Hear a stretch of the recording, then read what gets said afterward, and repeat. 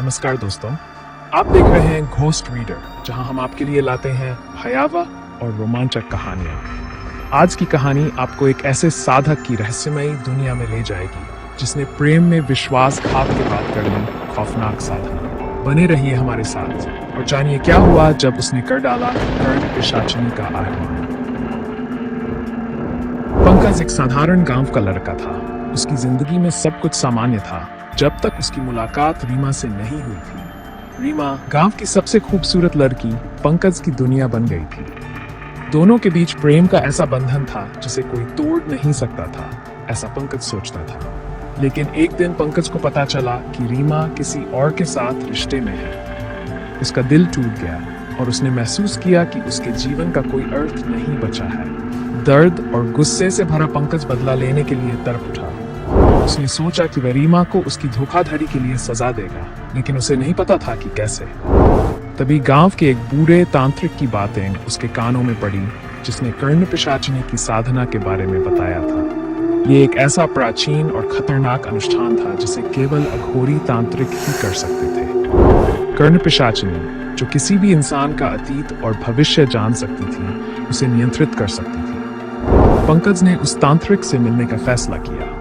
वह एक अंधेरी रात को तांत्रिक के पास गया। तांत्रिक ने उसकी आंखों में दर्द और बदले की आग को पहचान लिया और उसे कर्ण पिशाचिनी की साधना के लिए तैयार कर दिया। तांत्रिक ने पंकज को चेतावनी दी कि यह साधना बेहद कठिन और खतरनाक है। साधक को अपने शारीरिक और मानसिक संतुलन को बनाए रखना होता है और उसे खाने पीने की जरूरत अपने मलमूत्र से ही पूरी करनी होती है। पंकज को इस साधना के दौरान भयानक और डरावनी छवियों का सामना करना पड़ेगा।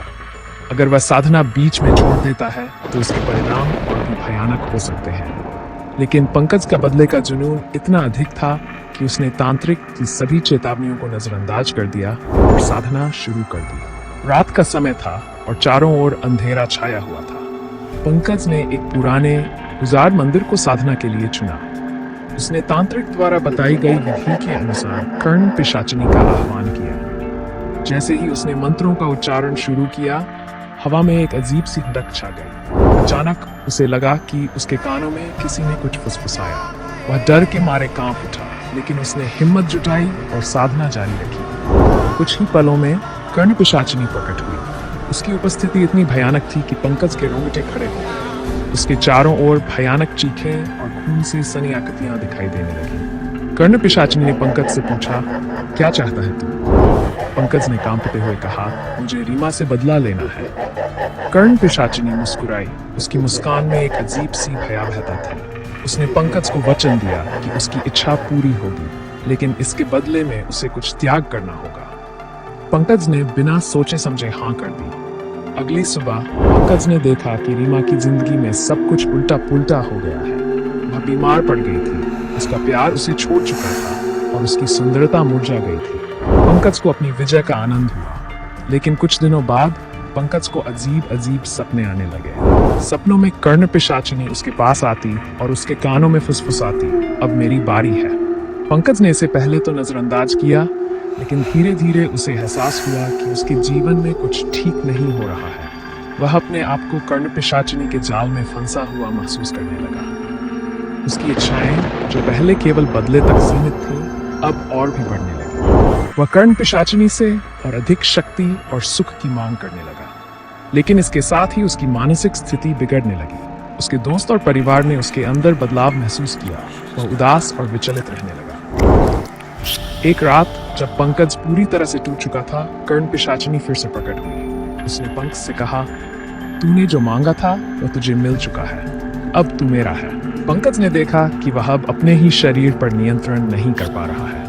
उसकी आत्मा कर्ण पिशाचिनी के चंगुल में फंस चुकी थी।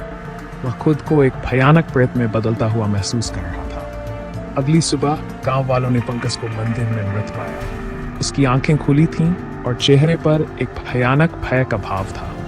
कोई नहीं जानता था कि उसकी मौत कैसे हुई, लेकिन गांव में यह अफवाह फैल गई कि उसने किसी अज्ञात ताकत को नाराज कर दिया था।